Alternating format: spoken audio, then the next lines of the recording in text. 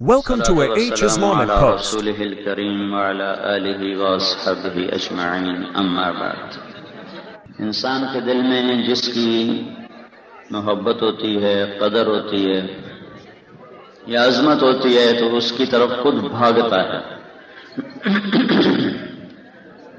جس کو دل میں کوئی جگہ نہ دیتا ہو اس سے طبیعت خود ہٹ جاتی ہے.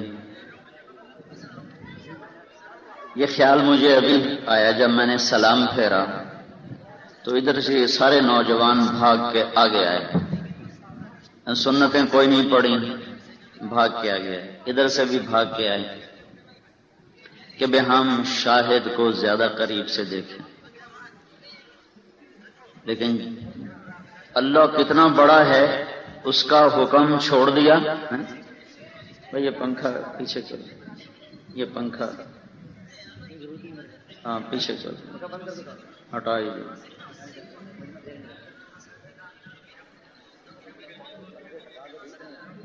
کھینچ کے پیچھے کر دو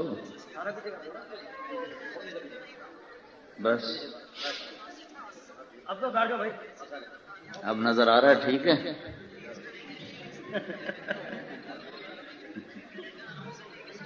تو یہ مجمع بھاگ کے آیا، انہوں نے سنتیں چھوڑ دی. ایک سجدہ زمین آسمان سے زیادہ قیمتی ہے. شاہد آج کرکٹ اچھی کھیلنا بند کر دے تم لوگ سلام بھی نہیں کرو گے. دیکھنا تو کہو گے تم اس کو انڈے مارو گے، ٹماٹر مارو گے. یہ ہوتا ہے جب ٹیم کامیاب ہو کے آتی ہے تو لوگ پھول لے کے کھڑے ہوتے ہیں. جب وہ ہارتے ہیں تو خود بھی اکٹھے نہیں آتے. کوئی کراچی نکل جاتا ہے، کوئی لاہور نکل جاتا ہے، کوئی لندن چلا جاتا ہے، کوئی امریکہ چلا جاتا ہے کہ ان کو پتا ہے کہ آگے انڈے پڑیں گے اور ٹماٹر پڑیں گے. تو چلو مجھے یہ خوشی ہے اس بہانے یہ اتنے نوجوان، یہ بچے سارے مسجد میں آ گئے. اللہ نہ کرے میری یہ بات صحیح ہو، غلط ہی ہو، لیکن ایسے ہی بدگمانی ہے کہ بہت سے ایسے ہوں گے جو آج پہلی دفعہ مسجد میں آئے ہوں گے. بے چلو شاہد کو دیکھیں. تو میں نے کل بھی کہا بھائی چلو شاہد کی وجہ سے اتنا تو ہوا کہ ہمارے علاقے کے بہت سے نوجوان جنہوں نے کبھی مسجد میں قدم بھی نہیں رکھا تھا وہ بھی مسجد میں آ گئے. کبھی نماز نہیں پڑھی تھی، سجدہ دے دیا. تو رات میں نے ان سے نماز کا وعدہ لیا وہاں میاں چنو میں. تو مجھے ایک محلے کے ساتھی بتا رہے تھے کہ ہمارے محلے سے جتنے نوجوان گئے تھے سب نے واپس آ کے یہ عہد کیا کہ ہم آج کے بعد کم از کم نماز نہیں چھوڑیں گے. انہوں نے ڈائریاں بنائی ہیں، نام لکھے، کا جو مسجد میں نہیں آئے گا اس کے بغیر حاضری لگائیں. تو میرے محترم بھائی اور دوستو،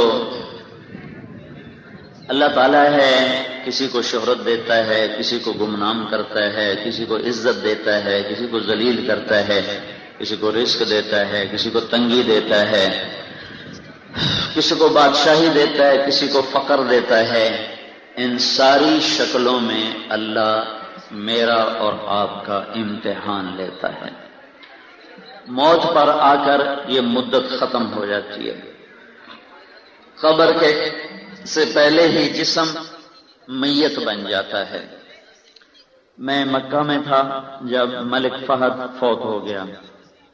اس سے پہلے جو بادشاہ تھا تو اس کی نماز جنازہ ہوئی. تو باقی نماز جنازہ تو چارپائی پہ رکھا ہوا آتا ہے، فہد کا جنازہ انہوں نے صف پہ رکھا. چارپائی پہ بھی نہیں تھا، صف کے اوپر اس کا جنازہ رکھا گیا. ساری دنیا میں چارپائی ہوتی ہے لیکن اس کا جنازہ انہوں نے زمین پہ، اس کی میت زمین پہ پڑی ہوئی تھی. اور جیسے اعلان ہوتا ہے الصلاۃ علی المیت، اس کا بھی یہی اعلان ہوا الصلاۃ علی المیت کہ ایک مردہ ہے اس کا جنازہ پڑھو.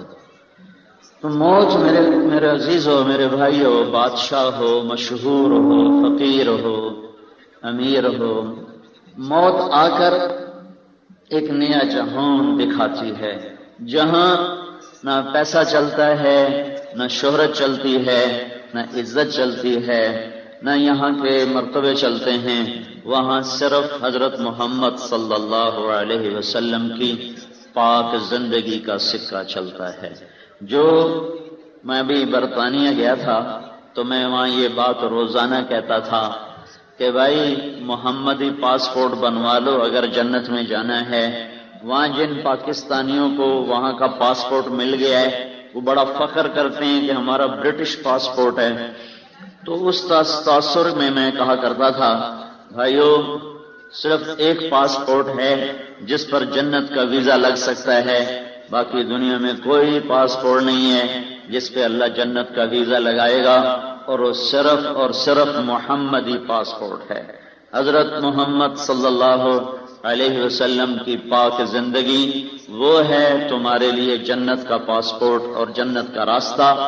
پھر وہ طارق جمیل اپنا لے، شاہد افریدی اپنا لے، وہ ہمارے محلے کا چپڑاسی اپنا لے، یا باہر ریڑھی لگانے والا اپنا لے، جو غلام محمد بنے گا، جو غلام رسول بنے گا، وہ موت کے بعد اپنے پاسپورٹ کے ساتھ جنت میں جا سکتا ہے۔ جس کے پاس محمدی پاسپورٹ نہیں ہے، جس کے پاس محمد الرسول اللہ صلی اللہ علیہ وسلم کی پاک زندگی نہیں ہے، وہ آگے جا کر بازی ہار جائے گا، چاہے وہ مشہور ہو یا وہ گمنام ہو، بادشاہ ہو، فقیر ہو۔ محمود غزنوی نے، محمود ایک بادشاہ گزرا ہے، اس نے 33 سال حکومت کی، اور دنیا میں 4 بڑے لوگ ہیں جنہوں نے دنیا میں سب سے زیادہ ملک فتح کیے، 4 آدمی۔ ان میں پہلا نمبر چنگیز خان ہے، دوسرا نمبر محمود غزنوی ہے، تیسرا نمبر تیمور ہے، تیسرا نمبر سکندر ہے رومی یونانی، اور چوتھا نمبر تیمور ہے۔ اس میں 2 مسلمان ہیں، 2 کافر ہیں۔ ان میں ایک مسلمان کافر جیسا مسلمان تھا کہ صرف اس کا دین اسلام تھا، باقی اس بدبخت نے ہر جگہ کھوپڑیوں کے مینار اور ان پر تیل ڈلوا کے ان کو آگ لگواتا تھا، اور ان پر چربی ڈلوا کے پھر اس کو آگ لگواتا تھا، اور مار دینا، اور مسلمانوں پہ ہی اس نے حملے کی، کسی ایک کافر ملک پہ اس نے حملہ نہیں کیا۔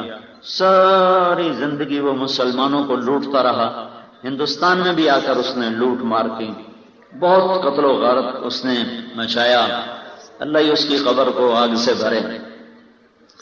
تو بہت ظلم کیا اس نے، بہت ظلم کی۔ تو ان 2 تو کافر ہیں، اس لیے ان کی میں بات نہیں کرتا، مسلمان ہونے کے ناطے اس پہ گلہ آتا ہے کہ اس بدبخت نے کیا ظلم و ستم کیے ملک لوٹنے کے لیے۔ ایک محمود ہے، محمود، یہ 410 ہجری میں مرا ہے، 410 ہجری، یعنی اس کو مرے ہوئے اس وقت وہ 1019 سال ہو چکے۔ 1974 میں غزنی میں زلزلہ آ گیا، یہ ظاہر شاہ کی حکومت تھی، اس کی قبر غزنی میں ہے، اس کی قبر پھٹ گئی۔ قبر پھٹنے کی وجہ سے انہوں نے اس کو دوبارہ ٹھیک کرنے کے لیے دوبارہ بنانا چاہا، تو انہوں نے ساری قبر ہی کھود لی، تو اندر کیا ہوگا، خالی ہوگی، صاف ستھرا کر کے دوبارہ ہم سیٹ کر دیں گے۔ جب قبر کھودی تو اندر سے ایک پرانا تابوت نکلا، اس کو ہٹایا تو اس میں سے ایک صاف ستھرا لکڑی رکھ کے گیا ہو۔ پہلی حیرانی تو اس پر ہوئی، تو انہوں نے اس کے پیچ کھولے، کھولنے والا ایک فرینچ انجینئر تھا، تو نے ڈھکن اٹھایا تو وہ بے ہوش ہو کے پیچھے گر گیا، وہ جو انجینئر تھا فرینچ۔ تو جو ساتھ 2-4 مسلمان تھے انہوں نے آگے بڑھ کر دیکھا تو محمود اپنے تابوت میں ایسے لیٹا تھا جیسے کوئی آج دفن کر کے گیا، اس کا کفن سینے پر تھا، سیدھا ہاتھ دل پہ تھا اور الٹا ہاتھ ایسے جسم کے ساتھ تھا، اور قبلہ رخ اس کا منہ تھا، اور اس طرح تھا جیسے کوئی سویا ہوا ہو۔ انہوں نے اس کے ہاتھ لگایا، نرم جسم چھوا، نرم، اس کی داڑھی کا ایک بال بھی نہیں گرا ہوا۔ اس کو قبر میں گئے ہوئے 1000 سال گزر چکا ہے، اور وہ کوئی کسی خانقاہ کا شیخ نہیں تھا، کسی مدرسے کا شیخ الحدیث نہیں تھا، کسی سلسلے کا بڑا پیر نہیں تھا، وہ ایک بادشاہ تھا جس نے 33 سال حکومت کی اور فاتحین میں دوسرا نمبر لکھوایا اور 1000 برس قبر میں رہنے کے بعد قبر اس کو ہاتھ نہیں لگا سکی، یہ محمدی پاسپورٹ لے کے قبر میں گیا تھا۔ بادشاہ ہے لیکن پاسپورٹ محمدی ہے، تو اللہ نے اس کو ایسی زندگی عطا فرمائی کہ وہ قبر میں جا کر بھی قبر کی گرمی اس کو نہیں گلا سکی، قبر کے اندھیرے اس کا کچھ نہیں بگاڑ سکے۔ یہ حضرت محمد صلی اللہ تعالی علیہ وسلم کی پاک زندگی میں اللہ تعالیٰ نے ایسی طاقت رکھی ہے۔ تو میرے بھائیوں، شاہد کے بہانے آپ کو جمع کرنا تھا کہ چلو آپ اتنی بات سن کے جاؤ کہ اللہ کے سامنے ایک دن کھڑے ہونا ہے اور اپنی زندگی کا حساب دینا ہے، اور اچھا کیا تو جزا ملے گی، برا کیا تو سزا ملے گی۔ یہ میرے اللہ کا قانون ہے کہ جو اللہ اس کے رسول کی مان کر چلے گا وہی دنیا اور آخرت کی عزت پائے گا، اور یہ میرے اللہ کی اٹل بات ہے، جو اللہ اور اس کے رسول کی نہیں مانے گا وہ دنیا اور آخرت میں برباد ہو جائے گا، ذلیل ہو جائے گا۔ یہ پیغام آپ تک پہنچ جائے، یہ بات آپ کے کانوں پہ دستک دے دے کہ ہاں ہم نے سنا تھا کہ وہ کہہ رہے تھے اللہ کی ماننے والے کامیاب اور اللہ کی نہ ماننے والے ناکام اور ہلاک ہیں۔ پھر اللہ تعالیٰ نے اس مضمون پر کامیاب اس کس کو کہتے ہیں؟ جو ہمارے ماحول میں جو زمیندار اپنی فصل اچھی کر لے تو کہتا بڑا کامیاب زمیندار، سیاسی ماحول میں جو ایم پی اے بن جائے، ایم این اے بن جائے، آگے وزیر بن جائے بڑا کامیاب، وزیر اعظم بن جائے بڑا کامیاب، تعلیم کی لائن میں کوئی ڈاکٹر بن جائے، انجینئر بن جائے بڑا کامیاب، کھیل کی لائن میں کوئی اچھا کھیلنے والا بن جائے تو بڑا کامیاب۔ یہ ہے ہماری ساری کامیابی کا مفہوم اور مطلب۔ میرے بھائیو، ایک مطلب میرے اللہ نے بیان کیا ہے، وہ سن لو۔ میرے سر میں بہت درد ہے، میں صرف وہ بات کر کے پھر شاہد کو موقع دوں گا، وہ آپ سے بات کرے گا، آپ آئے بھی اس کی بات سننے ہو۔ یہ بات تم دیکھو کہ اتنے مشہور آدمی کو تلمبے میں کیا چیز لائی ہے؟ طارق جمیل کوئی بہت بڑا بادشاہ ہے یا بہت بڑا کرکٹ بورڈ کا چیئرمین ہے جس کی خوشامد میں آ گیا ہے، یا کوئی بہت بڑا وہ پاکستان کا سیاسی آدمی ہے؟ میں تو ایک متوسط درجے کا ذمہ دار ہوں اور ایک عام مسلمان ہوں، لیکن ایک دین کی نسبت ہے۔ جب ان لوگوں کے اندر دین کی قدر آئی تو یہ کہاں سے چل کے بائی روڈ کراچی سے یہاں پہنچ گئے ہیں۔ تو اتنا تو آپ بھی سمجھو کہ دین کتنی ضروری چیز ہے کہ جن آدمیوں کو سکرین پہ دیکھا جائے ان کا تو تکبر انہیں کہیں ٹکنے نہیں دیتا، ان کی گردن میں سلاخیں گھس جاتی، وہ کسی کو خاطر میں نہیں لاتے۔ تو تم یہ دیکھو، یہ ایک سبق ہے میرے عزیزو، سبق ہے اللہ کے واسطے۔ میں تمہارے علاقے کا آدمی ہوں، میں تمہیں بار بار سناتا رہتا ہوں، دیکھو ہاتھ جوڑتا ہوں کہ اللہ کی ماننے والے بنو۔ پاکستان کا ملک بڑے خوفناک حالات سے گزر رہا ہے اور کوئی حکومت اب تمہیں اس گرداب اور اس بھمر سے نکال نہیں سکتی، کوئی نہیں نکال سکتی، کوئی نہیں نکال سکتی۔ یہ تو ویسے ہی نااہل لوگ ہیں جو آج کے حکمران ہیں۔ یہاں اگر عالی دماغ لوگ بھی حکمران بن جائیں تو بھی ہمارے اس بھمر سے نکلنے کی کوئی شکل نہیں، چونکہ نافرمانی کی اتنی کثرت ہے کہ بڑے سے بڑا نیک حکمران بھی ہمیں اب یہاں سے کھینچ کے باہر نہیں لا سکتا۔ ایک شکل ہے کہ ہم سارے اجتماعی توبہ کریں اور اللہ کو خوش کریں، پھر اللہ راضی ہو اور پھر اپنے ارادے سے ہمیں اس عذاب سے نکالے، ورنہ اور کوئی شکل نہیں ہے۔ ضرب اللہ مثلا قریۃ کانت آمنۃ مطمئنہ، اللہ نے ایک شہر کا حال سنایا ہے، وہ آیت آج ہمارے اوپر فٹ آتی۔ ضرب اللہ مثلا قریۃ، میں پاکستان والوں تمہیں ایک شہر کا حال سناؤں تو میں قریتن کی بجائے لگا دیتا ہوں پاکستان، کہ میرے بھائیوں میں اللہ کہہ رہا ہے میں تمہیں پاکستان کا حال سنوں۔ ضرب اللہ مثلا قریتن، یہاں قریتن ہٹا دو، پاکستان لگا دو۔ اللہ تمہیں کہانی سناتا ہے پاکستان کی۔ کانت آمنتن، یہ بڑے امن کا ملک تھا، یہاں عزتوں کا احترام تھا، یہاں غیرت تھی، یہاں رشتوں کی قدر تھی، مطمئن، یہاں اطمینان تھا، کوئی چوری ڈاکے کا خطرہ نہ تھا، کوئی لوٹ مار کا خطرہ نہ تھا۔ یاتیھا رزقھا رغدا من کل مکان، یہاں رزق بھی بہت تھا، کوئی پوچھنے والا نہیں ہوتا تھا، مہمان کو دیکھ کے لوگ خوش ہوتے تھے، اور بوڑھا ہو جوان ہو امیر ہو غریب ہو مہمان کو رحمت سمجھتا تھا۔ ان کا رزق چاروں طرف سے ان کے پاس کھچ کھچ کے آ رہا تھا۔ پھر کیا ہوا؟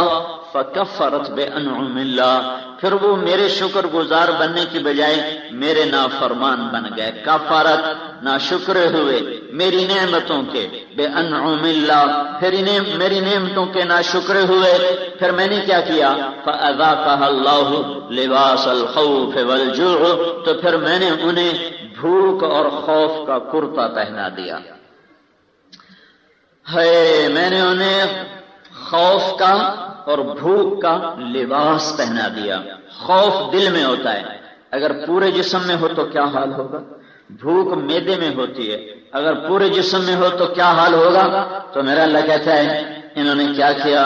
نافرمانی کی، انہوں نے کیسے ناشکری کی؟ فکفرت بانعم اللہ۔ ایک حدیث اس کے ساتھ میں جوڑ دیتا ہوں تو ساری آیت واضح ہو جائے گی۔ وَضَرَبَ اللَّهُ، اللہ تمہیں مثال دے رہا ہے، مثلا قریتن کی جگہ پاکستان کیسا تھا؟ آمینہ، بڑا امن، کیسا تھا؟ مطمئنہ، بڑے اطمینان کی زندگی، کیسا اطمینان تھا۔ یاتیھا رزقھا رغدا من کل مکان، چاروں طرف سے رزق آتا تھا۔ فکفرت بانعم اللہ، پھر یہ ناشکر بنے۔ کیسے بنے؟ ایک حدیث جوڑو، اذا اتخذ الفیء دولا، کیا ہوا؟ جب حکمران خود حکومت کا خزانہ لوٹنا شروع کر دیں گے، جب حکمران سے مراد صرف صدر پاکستان نہیں، کلرک سے لے کر صدر پاکستان تک، جب حکومت کے افراد حکومت کا خزانہ خود لوٹنا شروع کر دیں گے، یہ کام ہوا۔ صرف حکومت بری ہو نا اور عوام اچھے ہوں تو اللہ فیصلے خیر کے کرتا ہے۔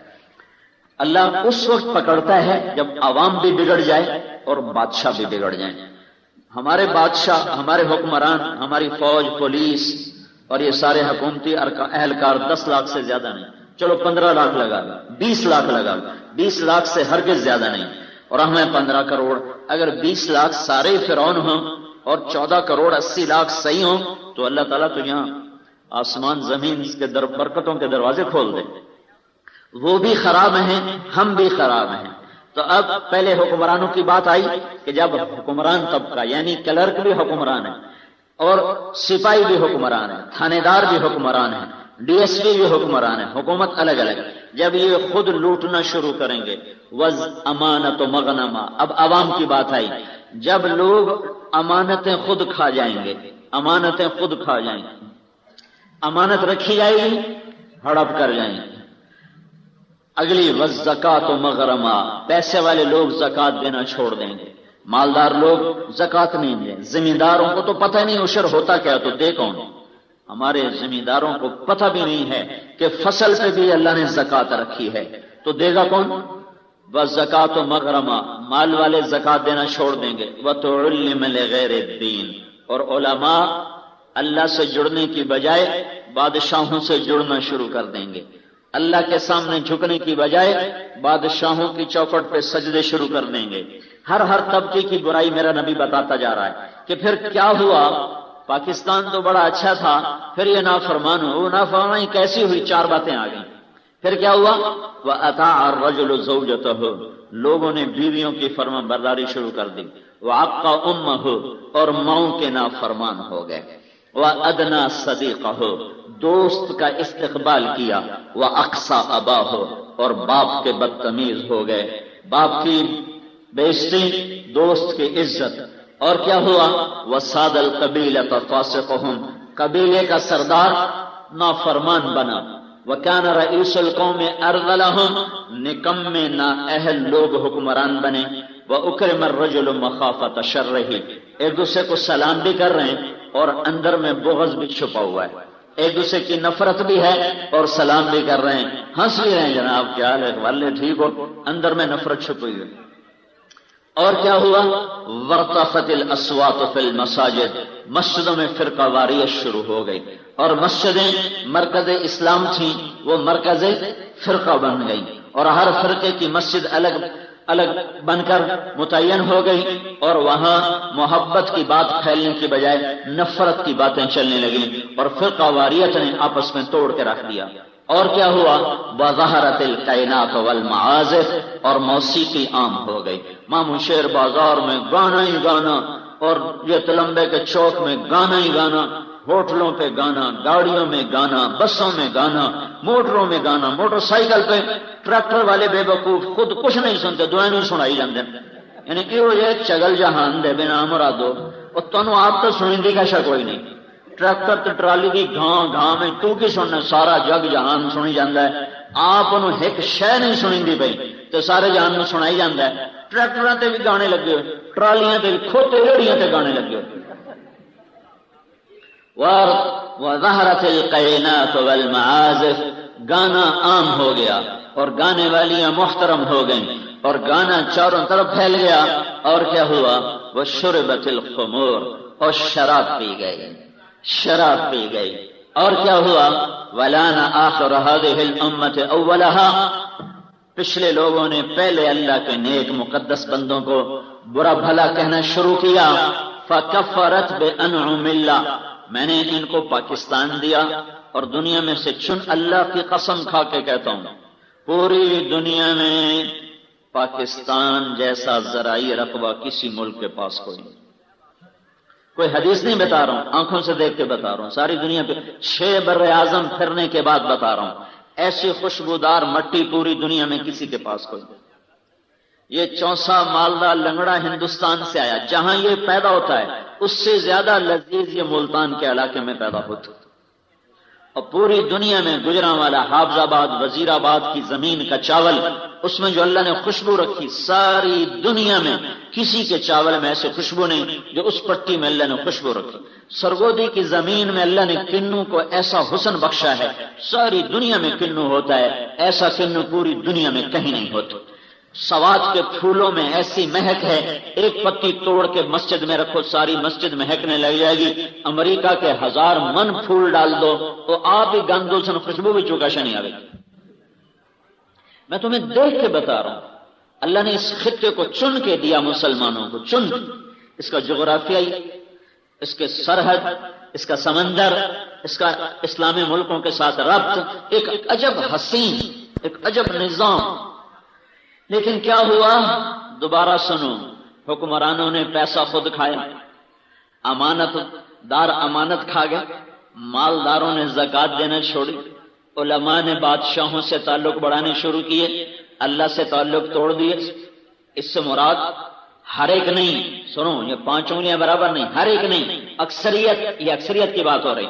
بیویوں کے فرما بردار ہو گئے، ماؤں کے نافرمان ہو گئے، دوست کو عزت دی، باپ کو گالیاں دی، دھکے دیے، قبیلے کا سردار نافرمان، حکومت نکمے ذلیل انسانوں کے ہاتھ میں، ایک دوسرے کو سلام کریں دل میں بغض رکھ کر، مسجدوں میں فرقہ واریت، گانا بجانا عام، شراب عام ہوئی، شراب پی جانے لگی، بیچنے والا بھی مسلمان اور بنانے والا بھی مسلمان، اور آج کے لوگوں نے پہلے لوگوں کو برا بھلا کہا۔ یہ سب کچھ پاکستان میں ہو رہا ہے یا نہیں ہو رہا؟ فکفرت بانعم اللہ، میں نے پاکستان دیا، انہوں نے یہ کر دیا، پھر میں نے کیا کیا؟ فاذاقها اللہ، پھر میں نے انہیں مزہ چکھایا، کس کا؟ لباس الخوف، میں نے انہیں بھوک کا لباس پہنا دیا۔ ہمارے بادشاہ بھی ڈرے ہوئے، ہمارے غریب بھی ڈرے، دیکھو نا، ہم میں کہتا ہوں حکومتوں کے خلاف جلوس نکالنے چھوڑ دو، ڈرا ہوا تمہیں امن دیکھ سکتا ہے، بھوکا تمہیں روٹی دے سکتا ہے، خوف زدہ تمہارے خوف دور کر سکتا ہے، وہ تو خود بھوکے، وہ خود خوف زدہ، خود بے امن، تمہیں کیسے امن دیں گے؟ اللہ سے جوڑ بٹھاؤ، اللہ سے جوڑ بٹھاؤ، اللہ سے جوڑ بٹھاؤ، وہ ہر جگہ تمہارے ساتھ، تمہاری شارک سے قریب، اس کے وہ ساتھی بنا لو تو نیچے سے لے کر اوپر تک سارے نظام تو اللہ چلاتا اور بناتا ہے۔ ابھی یہ آئے میرے نافرمان ہوئے، پھر میں نے انہیں خوف اور بھوک کا لباس پہنا دیا۔ جتنے ہمارے بادشاہ خوف زدہ ہیں اتنے ہم نہیں، جتنے ہمارے افسر خوف زدہ ہیں اتنے ہم نہیں ہیں، جتنے ہمارے وزیر خوف زدہ ہیں اتنے ہم نہیں ہیں۔ تو میرے بھائیوں جو خود ڈرے ہوئے ہوں وہ لوگوں کو کیا امن دیں گے؟ لہذا Please subscribe, یہ share, ایک like. آیت اس وقت پکار کے کہہ رہی ہے کہ پاکستان والو توبہ کرو، اللہ کو راضی کرو. ہم آخری بازی کھیل رہے ہیں، یہ بھی ہار گئے تو اس کے بعد ہمارے لیے گنجائش کوئی نہیں ہے خطا کی. میرا اللہ قرآن میں بتا رہا ہے میں نے قوموں کو مٹا دیا. کب؟ جب وہ اہل نہ رہے میں نے مٹا دیا. تو اس وقت میرے بھائیو دنیا کا سب سے بڑا ویلفیئر کام، دنیا کا سب سے بڑا سوشل کام ہے لوگوں سے توبہ کراؤ. خود توبہ کرو، لوگوں سے توبہ کراؤ. کہیں اس غفلت میں کوئی اور نظام چلا تو کوئی بھی اس سے روک نہ سکے گا. اس وقت میرے اللہ کی ناراضگی کے آثار ہیں، انہیں اس کو راضی کرنا ہے تو سب طرف سے توجہ ہٹا کر ایک اللہ کی رضا کو حاصل کرنے کے لیے اپنا زور لگاؤ. اور لوگوں کے بھی تم سب نوجوان آئے بیٹھے ہو، تمہارے سامنے ہاتھ جوڑتا ہوں، ماں باپ کی نافرمانی سے توبہ کرو. گانے سننے سے، ننگی فلمیں دیکھنے سے، آج ساری رات ننگے ناچ دیکھے جاتے ہیں، ننگی فلمیں دیکھی جاتی ہیں. مجھے بتاؤ میرے اللہ کا غضب نہ آئے تو کیا آئے؟ یہ تم اسلام آباد میں شیخ عبد القادر جیلانی کو بھی بادشاہ بنا دو تو بھی تلمبے کی تقدیر نہیں پلٹ سکتی. تلمبے کا نوجوان ماں باپ کا نافرمان ہو، اذان سن کے مسجد نہ آئے، ماں باپ کو آنکھیں دکھائے، رات کو بیٹھ کے ننگی فلمیں دیکھے، چلتے ہوئے گانے سنے، بازار میں بیٹھ کے جھوٹ بولے، بات پہ گالی دے، وعدہ خلافی کرے اور ایک گول پہ بدل جانا، ایک پاؤں پہ بدل جانا، وہ اپنا کام سمجھے. ایسے معاشرے پر میرے بھائیوں جب تک اجتماعی توبہ نہ ہوگی میرے اللہ کی رحمت کے دروازے نہیں کھلیں گے. میں منت کرتا رہا، جب تم اکٹھے ہوتے ہو میں خود بھی گنہگار ہوں، میں اپنے آپ کو شامل کر کے کہتا ہوں مجھے بھی توبہ کی ضرورت ہے، تمہیں بھی توبہ کی ضرورت ہے. اللہ کے واسطے، اللہ کے رسول کے واسطے توبہ کرو. مسجدیں بھرو اور اپنے بازاروں سے جھوٹ نکالو، ناپ تول کی کمی نکالو، غلط بول نکالو. چند بول جھوٹ بول کے 100 200 400 کما لینا یہ ہمیشہ کی ہلاکت اور بربادی کا سامان ہے. میرے بھائیوں اگر میرے نبی کی دعائیں نہ ہوتی تو ہمارے بازاروں پہ وہ عذاب آتا جو شعیب علیہ السلام کے قوم کے بدماش تاجروں پہ آیا تھا، اور ہماری عوام پہ وہ عذاب آتا جو اللہ نے پہلی قوموں پہ بھیجا تھا. دعا دو محمد مصطفیٰ صلی اللہ علیہ وسلم کو جو جاتے جاتے اللہ کو منا گئے. میرے بعد میری امت کے ساتھ کیا کرو؟ ہاں جانے کا وقت تھا دنیا سے تو جبریل نے آ کر کہا یا رسول اللہ وقت آ گیا ہے، موت کا فرشتہ باہر ہے، اندر آنے کی اجازت چاہتا ہے. تو آپ نے کہا آنے دو، ان کو کوئی پہچانتا ہی کوئی نہیں تو یہ ناکامی نہیں، یہ کامیابی نہیں. اللہ تعالیٰ نے اس مضمون کو سمجھانے کے لیے جتنا زور قرآن میں دکھایا ہے اتنا پورے قرآن میں کسی بات پہ زور نہیں دکھایا کہ دنیا شروع سے اس دھوکے میں چلی آئی کہ وہ عزت اور دولت اور شہرت کو کامیابی سمجھتے ہیں اور کچھ نہ ملنے کو ناکامی سمجھتے ہیں. تو چونکہ اس میں بہت لوگ فیل ہوئے اور فیل ہو رہے ہیں اور فیل ہوتے رہیں گے تو اس مضمون کو اللہ تعالیٰ نے بیان کرنے کے لیے قسم اٹھائی، قسم کا سہارا لیا. میرے اللہ کو قسم اٹھانے کی ضرورت کوئی نہیں ہے. وہ کہتا ہے الف لام میم ذالک الکتاب لا ریب فیہ، کہتا میری بات قسم سے بالا تر، شک و شبہ سے بالا تر. اس کے بعد اگر اللہ ایک بھی قسم اٹھا دے تو بہت عظیم ہے، 2 اٹھا دے تو اس سے عظیم، 3 اٹھا دے تو اس سے عظیم. لیکن سنو میں کیا کہہ رہا ہوں، کون ہے کامیاب، کون ہے ناکام؟ اس پر اللہ نے 7 قسمیں اٹھائی ہیں. 7 کتنی بھائی؟ 7 قسمیں. 7 اللہ بغیر قسم کے بھی کہہ دیتا، ہمیں اعتبار تھا. پھر اللہ ایک قسم اٹھاتا بات اور وزنی ہو جاتی. 7 قسمیں کہ والشمس وضحاها والقمر اذا تلاها والنهار اذا جلاها والليل اذا يغشاها والسماء وما بناها والارض وما طحاها ونفس وما سواها فألهمها فجورها وتقواها. یہ 7 قسمیں آگے میرے بندو طلبے والو، مجھے سورج اور اس کی روشنی کی قسم، پیچھے آنے والے چاند کی قسم، روشن کرنے والے دن کی قسم، چھا جانے والی رات کی قسم. 4 قسمیں. 3 میں اب اپنے آپ کو شامل کیا. آسمان کے بنانے والے کی قسم، زمین کے بنانے والے کی قسم. پھر اللہ میری طرف متوجہ ہوا، اے انسان مجھے تیری جان، مجھے سورج اور اس کی روشنی کی قسم، پیچھے آنے والے چاند کی قسم، روشن کرنے والے دن کی قسم، چھا جانے والی رات کی قسم. 4 قسمیں، 3 میں اب اپنے آپ کو شامل کیا. آسمان کے بنانے والے کی قسم، زمین کے بنانے والے کی قسم. پھر اللہ میری طرف متوجہ ہوا، اے انسان مجھے تیری جان اور تیری جان کے بنانے والے رب کی قسم. اب تو میری سن میں کیا کہہ رہا ہوں. تم انسانی فطرت دیکھو، اگر کوئی آ کر تمہارے سامنے قسمیں اٹھانا شروع کر دے، او بھائی طارق جمیل، اللہ کی قسم، مولا کی قسم، رب کی قسم، قرآن کی قسم، تو تم پریشانی ہو جاؤ گے. میاں گل کی ہے، گلتا دس اللہ دا بندہ کی آخی جانا ہے، مینو یہ تو باہر ہے تو گلتا دس گل کی ہے، تو گلتا کرے کوئی نہ تو قسمیں چاہی جاوے تو کیسا عجب معاملہ ہوگا. تو اللہ نے بات تو بتائی نہیں ہے، بات نہیں بتائی، پہلے شروع ہو گیا. تو لمبے والو، مجھے سورج کی قسم، مجھے چاند کی قسم، مجھے دن کی قسم، مجھے رات کی قسم، مجھے آسمان کی قسم، اس کے رب کی قسم، مجھے زمین کی قسم، اس کے رب کی قسم، مجھے تیری جان کی قسم، اس کے رب کی قسم. یا اللہ گل کی ہے، گلتا دس. ساڑا دماغ چکر کھا گیا، مولا گل کی گلتا دس، تو قسم ہی چاہیے نا کہ گل میری ہک ہے. من دساہا، یہ اپنے آپ کو پاک کرو گے تو کامیاب ہو، اور اپنے آپ کو گناہوں میں غلیظ کر کے ڈبو دو گے تو ناکام ہو. ایس گل کے 7 قسم اللہ چاہیے. طارق جمیل کی شہرت کامیابی نہیں ہے، شاہد افریدی کی شہرت کامیابی نہیں ہے. کامیابی کیا ہے؟ سر سے لے کر پاؤں تک قد افلح من زکاہا، اسے پاک کرو تو تم کامیاب. اگر تم نے اسے گندا کر دیا تو تم ناکام. یہ پاک کیسے ہوتا ہے؟ یہ محمد مصطفیٰ کی غلامی سے پاک ہوتا ہے. یہ وجود کب پاک ہوتا ہے؟ جب یہ محمدی سانچے میں ڈھلتا ہے. کپڑا کب پاک ہوتا ہے؟ جب وہ پانی میں جاتا ہے. یہ وجود کب پاک ہوتا ہے؟ جب یہ محمدی سانچے میں ڈھلتا ہے، اندر اور باہر یہ پاک ہو جاتا ہے. یہ کب ناپاک ہوتا ہے؟ جب یہ محمدی سانچے کو توڑتا ہے اور نفس و شیطان کی غلامی میں آتا ہے. نظر ناپاک، کان ناپاک، زبان ناپاک، ہاتھ گندے، پاؤں گندے، ہر طرف غلاظت ہی غلاظت. تو میرے اللہ نے کہا، میرے بندو میری سنو والشمس وضحاہا.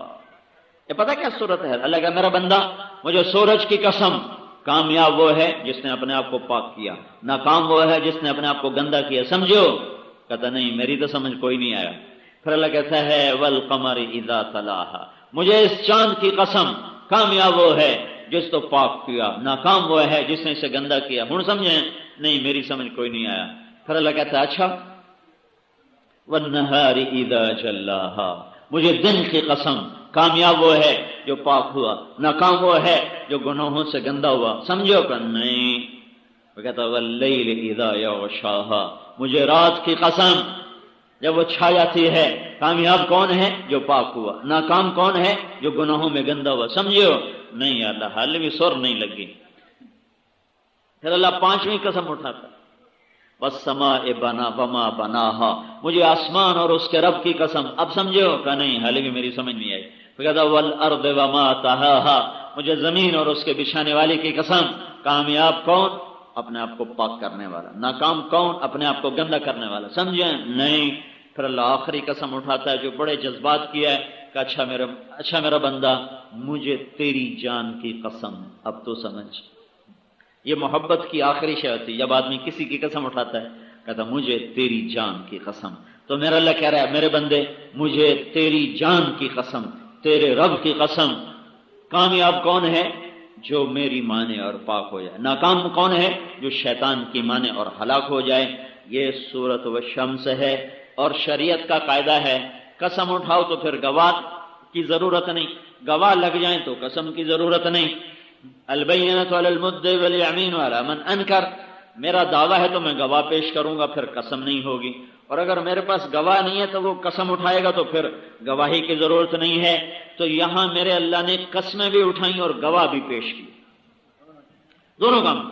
پہلے قسمیں اٹھائیں، والشمس وضحاها والقمر اذا تلاها والنهار اذا جلاها والليل اذا يغشاها والسماء وما بناها والارض وما طحاها ونفس وما سواها. 7 قسمیں. کامیاب کون ہے؟ تو لمبے میں کون کامیاب ہوگا؟ جو اپنے آپ کو پاک کر لے، چاہے اسے پڑوسی بھی نہ جانتا. اور ناکام کون ہوگا؟ جو اپنے آپ کو گندا کر لے نافرمانی سے گناہوں سے، چاہے ساری دنیا کا بادشاہ کیوں نہ ہو۔ جب یہ قسموں کے بعد بات تھی تو اب گواہ کی ضرورت نہیں تھی، پر اللہ نے کہا شاید تمہیں میری قسموں کا اعتبار نہ ہو تو کذبت ثمود بطغواہا، یہ ایک قوم تمہارے سامنے بطور گواہ پیش کرتا ہوں۔ یہ قوم تھی بڑی طاقتور، انہوں نے مجھے ٹھکرایا تھا اور میرے نبی کا حکم توڑا تھا، انہوں نے اس کی اونٹنی کو کاٹ دیا تھا اور ان کا نبی ان کو سمجھاتا رہا، وہ نہ سمجھے۔ اذ انبعث اشقاها فقال لهم رسول الله ناقة الله وسقياها فكذبوه فعقروها فدمدم عليهم ربهم بذنبهم فسواها ولا يخاف عقباها۔ یہ میری گواہی ہے کہ یہ قوم تھی جو اردن میں آباد تھی، تبوک تک آتی تھی، انہوں نے مجھے ٹھکرایا، میرے حکموں کو ٹھکرایا، میرے نبی کو ٹھکرایا، اور میں نے جو اونٹنی معجزے کے طور پہ دی تھی اسے قتل کیا تو میں نے ان پہ عذاب کا کوڑا برسایا اور فرشتے کی چیخ آئی، ان کے کلیجے پھٹ گئے۔ یہ بڑی طاقتور صورت ہے جو پورے قرآن کو حسین انداز میں آپ کے سامنے پیش کر رہی ہے۔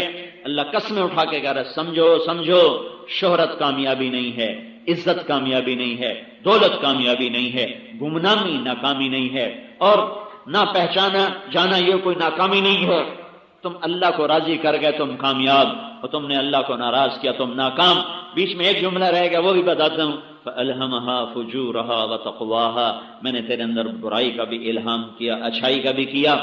اللہ تعالیٰ نے ہمیں مٹی سے بنایا ہے، مٹی کی صفت ہے کہ اس میں گندی جھاڑیاں خود پیدا ہوتی ہیں اور اس میں اچھی جھاڑیوں کو، اچھی فصل کو پیدا کرنا پڑتا ہے۔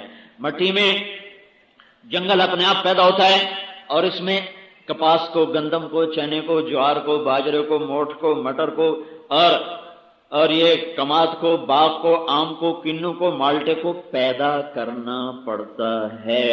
فَأَلْهَمَهَا فُجُورَهَا وَتَقْوَاهَا، میرا بندہ برائی تیرے اندر اپنے آپ پیدا ہوگی گندی جھاڑیوں کی طرح، اور آم کا باغ تمہیں خود لینا پڑے گا اپنے دل کی زمین سے، اور مالٹے کا اور کنو کا اور کپاس کی فصل اور گندم کی فصل جیسے تم لیتے ہو اور پھر جڑی بوٹیوں سے لڑتے ہو، ان پر سپرے کر کر کے ان کو مارتے ہو، اور پھر ان پر تم گوڑیاں کر کر ان کی جڑیں نکالتے ہو، تب جا کر وہ کچھ قابو میں آتی ہیں، پوری وہ پھر بھی قابو میں نہیں آتی۔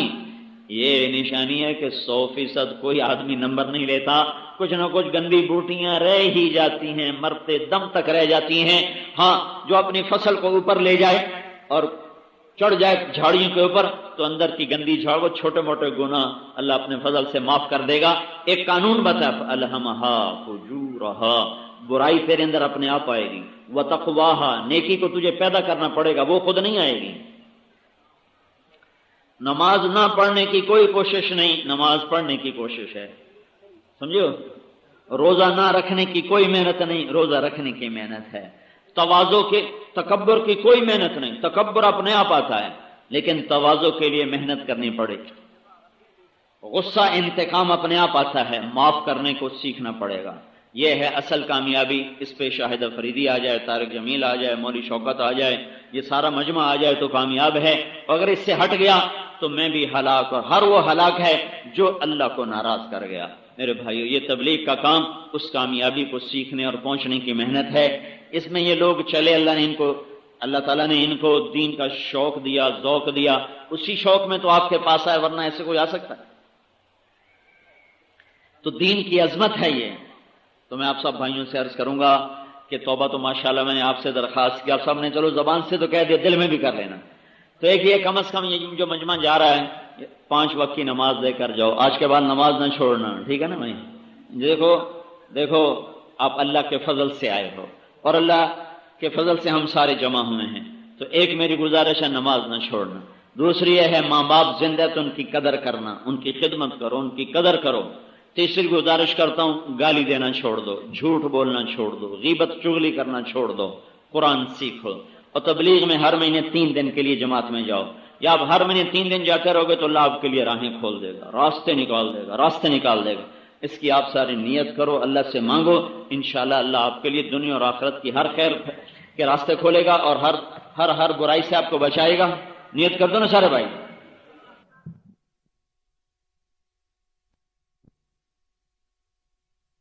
حضرت مولانا طارق جمیل صاحب دامت برکاتہم بیان فرما رہے تھے۔ موضوع تھا دین کی محنت۔ تیار کردہ پاک ریکارڈنگ، پہلی منزل کریم سینٹر صدر کراچی۔ Phone number 56788123۔ یاد رکھیے فون نمبر 56781223۔ اب مشہور کرکٹر شاہد آفریدی کا بیان سماعت فرمائیے۔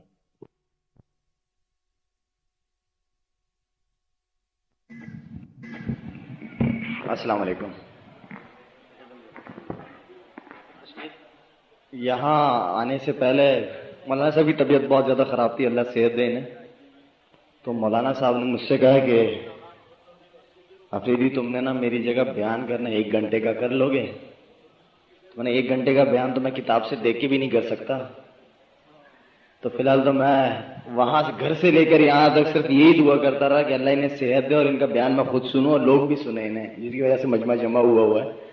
میں تو خود اس کام کو بھی سیکھنے کی کوشش کر رہا ہوں کہ اللہ تعالیٰ مجھے اچھا کرکٹر بنائے یا نہ بنائے، لیکن اب کوشش ہے کہ اچھا مسلمان بننے کی، جو کہ شروع سے مجھے اپنے اوپر محنت کرنی چاہیے تھی کہ میں اچھا مسلمان پہلے بنوں۔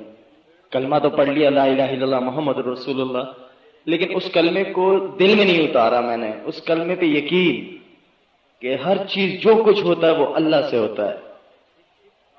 اگر دیکھا جائے تو اللہ تعالیٰ نے ہمیں کن کن نعمتوں سے نوازا ہے، چاند، سورج، سمندر، پھل پھول، کھانے کو تو ہم بریانیاں کھاتے ہیں، کڑھائیاں کھاتے ہیں، لیکن یہ نہیں دیکھتے کہ اللہ تعالیٰ کی کتنی نعمتوں سے مل کے وہ کڑھائی اور بریانی بنی ہے۔ تو اللہ تعالیٰ نے ہمیں ہر قسم کی نعمتوں سے نوازا ہے۔ تو ہمیں اللہ تعالیٰ نے اپنے لیے پیدا کیا ہے، اپنی عبادت کے لیے۔ اگر ہمیں یہ ساری نعمتیں ہوں اور ہمیں ہم لوگوں کو اس کائنات سے ہٹا دیا جائے تو ان نعمتوں کا کوئی فائدہ نہیں۔ اگر ہمیں اس کائنات میں رکھا جائے اور یہ ساری نعمتیں ہٹا دی جائیں تو ہم مر جائیں گے۔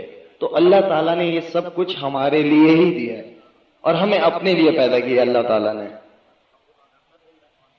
تو کوشش تو ہماری یہی ہے کہ اس کلمے کو جلد سے جلد سیکھیں، جلد سے جلد اتاریں اپنے دلوں میں، اور اس کا بہتر یہ کہ جو حضرت محمد صلی اللہ علیہ وآلہ وسلم ان کے طور طریقوں سے اگر اپنی زندگی کو گزاریں گے تو انشاءاللہ اس دنیا اور آخرت دونوں میں کامیابی ملے گی انشاءاللہ۔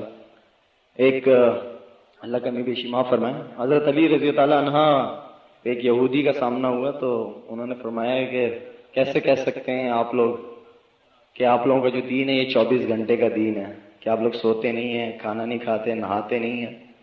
تو انہوں نے فرمایا سارا کچھ کرتے ہیں ہم، لیکن اپنے پیغمبر کے طریقے سے کرتے ہیں۔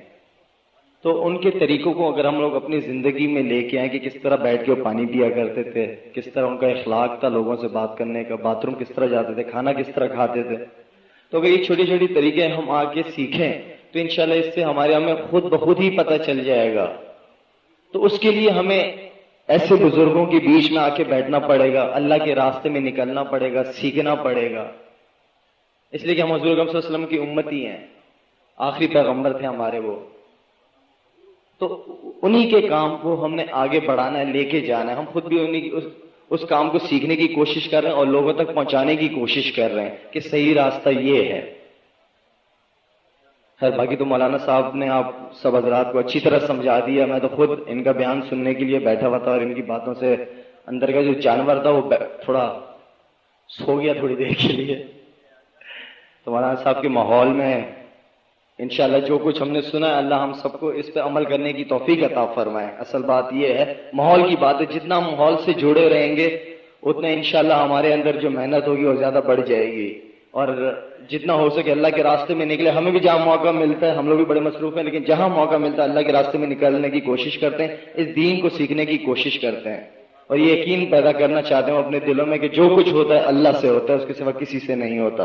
اس چیز کا یقین ہم اپنے دل میں پیدا کرنا چاہتے ہیں، اس کے لیے ہم سب کو اللہ کے راستے میں نکلنا پڑے گا، خود بھی سیکھنا پڑے گا۔ جس طرح دنیاوی تعلیم حاصل کرنے کے لیے ہم لوگ اسکول کالجز میں جاتے ہیں، تو دینی تعلیم حاصل کرنے کے لیے ہمیں اللہ کے راستے میں نکلنا پڑے گا۔ بہت کچھ راستے میں نکل کے بہت کچھ سیکھنے کو ملتا ہے۔ تو انشاءاللہ آپ سارے حضرات کوشش کریں گے اس چیز کی۔